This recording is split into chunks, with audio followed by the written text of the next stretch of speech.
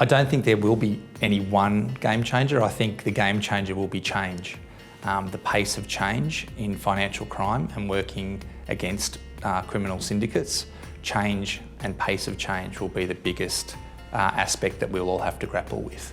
Adapting to new technologies, adapting to new criminal syndicates and their methodologies, that is going to be the key game changer in the years ahead. Well, I'm of course a little bit of a radical in this, and I actually believe that cryptocurrency could well be the game changer.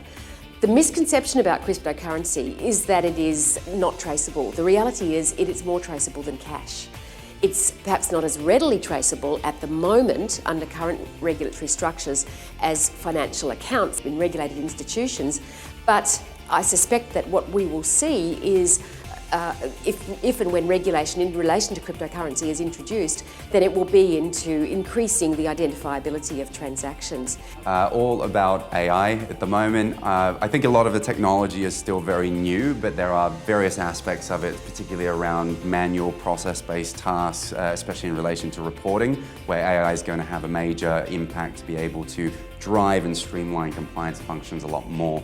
In Australia, we're faced with a position where 85% of our card fraud is online, and so the game changer is going to be the Australian Payments Network's framework for card-not-present fraud. Well, I think that it all comes down to data analytics and using artificial intelligence to identify unusual patterns and anomalies that quite clearly can't be identified by human intervention alone.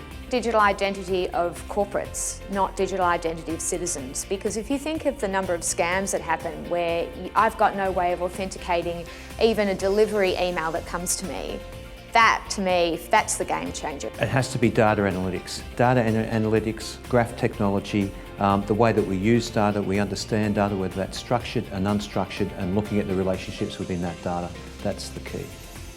Ideally, the political will to fight financial crime, to give law enforcement and reporting entities the correct tools and resources to fight organised crime, which actually is a scourge on society.